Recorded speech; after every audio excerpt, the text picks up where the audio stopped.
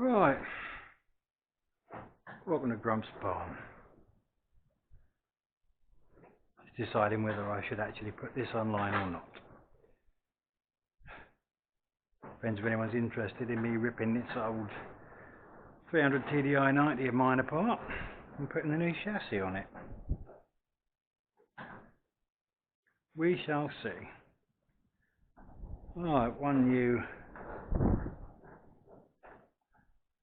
galvanised chassis, been degreased,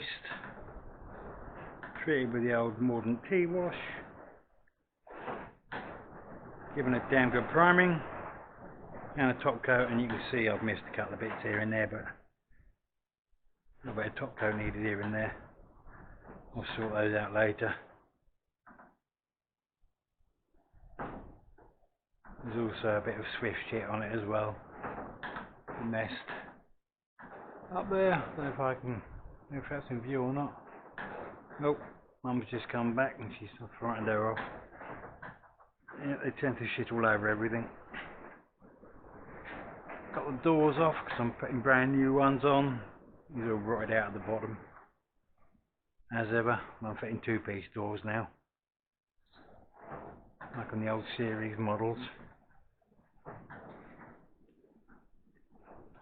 Yeah, she's not a bad old beast. A lot to rip apart to get her ready to lift off the bodywork. As you can see, I got one wing off. And I found a wonderful thing that Land Rover have done on these station wagons. They put in this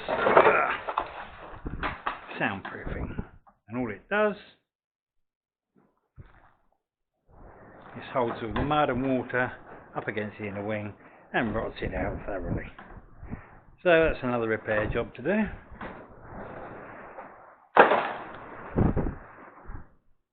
I'll use the inner plastic wing again, I suppose. Maybe. But that soundproofing's not going back in.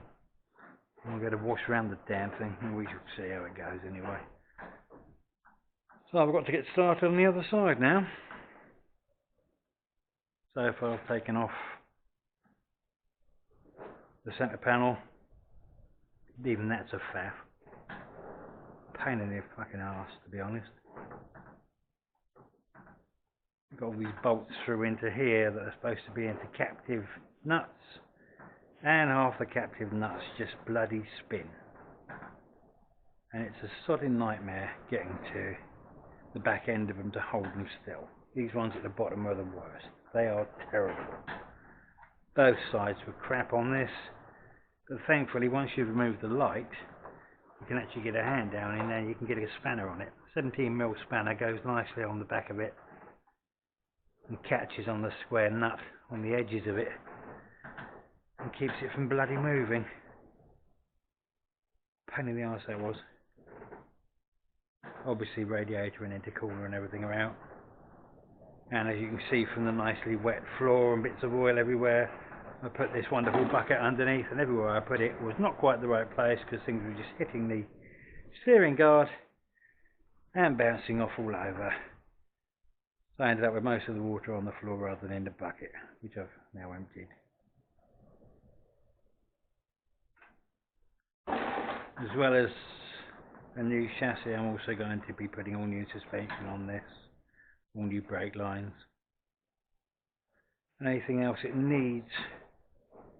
And I've got to get it all done in the next 2 or 3 months at most, because I need her back on the road again. Because at the moment, well, that's not my vehicle out there for running around in, that's just for going from the barn to the house and back. A bit knackered, that poor old 200 TDI disco out there. Now I'm running around in this Series 2, 1960, with another 200 TDI in it, minus the turbo. Which is fine, but as I've got the original running gear in there, it likes to troll around at about 35 miles an hour. Which isn't too bad round here, but Not quite as nice as my poor old Defender here. Right, next job. Let's get the wheel off.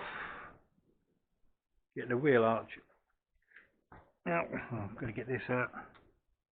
We've got pins here, which I shall be pushing in. Using the pin punch. Push them through, pull it out. Just do that all the way around, and there's one bolt at the back, I think. Well, there should be, yes there is. The other side it rotted out. There's one bolt underneath all that crap that needs to be undone.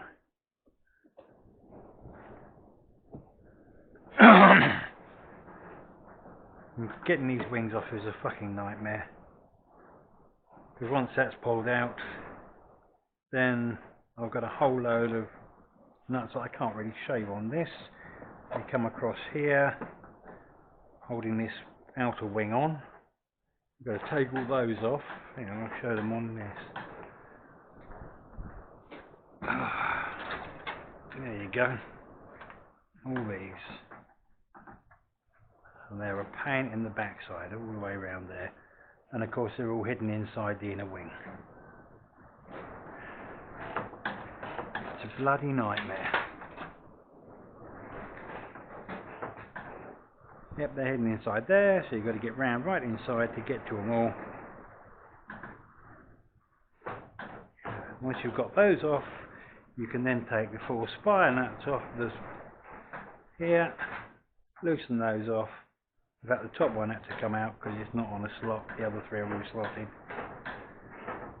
And then you can slide the outer wing off. Don't forget there's another nut there. And it's just a case of disconnecting it down here and here.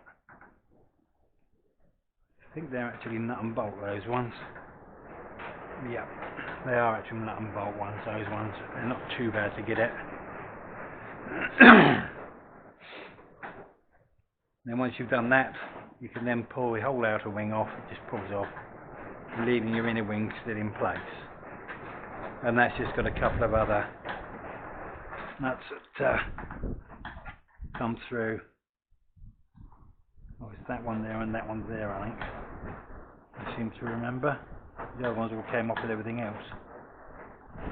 I'm still going to sort that out, knock that out when I clean it up and rebuild it. See, bloody rotten. Wonderful. If anyone's interested in seeing that, I can film the clean up and what have you of that.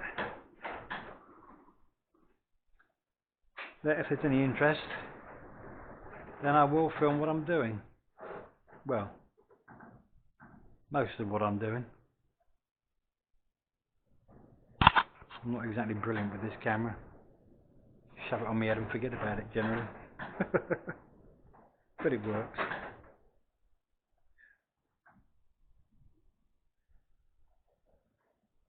It's all going to be good for clean fun, because I also have to take this engine and gearbox, split them. I've got to put a new rear crank seal on, as well as a new clutch. It's another job that might be worth filming. I don't know, there's lots of other things on YouTube of that, but I haven't seen anyone do a complete job with what to disconnect to get your chassis changed. The only ones I've seen are unfinished, and I have to finish this in a few months, so it will be done. Oh, another little thing is, if you're taking your chassis off, while you got this apart, there are 2 bolts that go under here, one through here and one through here, that need to come off. They're located in your footwell. And you're not going to be able to see this because it's too bleeding dark. But these are the bolts that came out. Why they use those, I don't know. Would have been easier with a nut and bolt, but there you go. Thankfully they came undone without too much trouble with an impact driver. Right. Well, I shall be putting this up and seeing what people go for. If anyone is interested in it, I will show it. If you're not interested in it, I won't bother.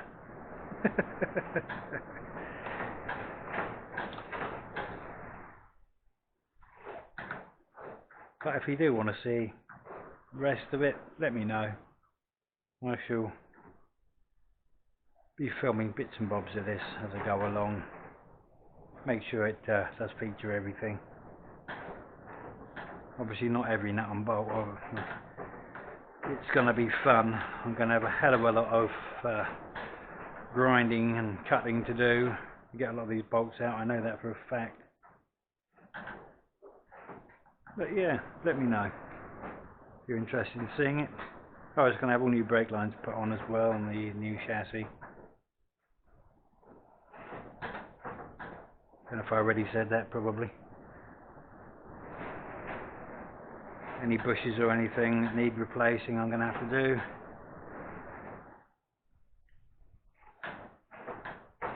Or in fact anything that needs replacing I'll do while I've got it apart.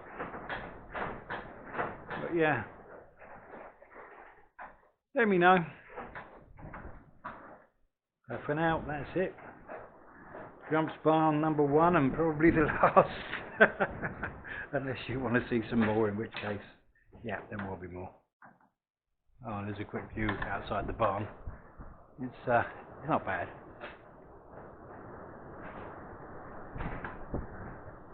Middle of nowhere. A few little mountains in the background. I love it. Whether you could hear that or not, I don't know. The wind tends to fuck up the microphone on this. Anyway, that's it for now. Let me know what you think. Bye.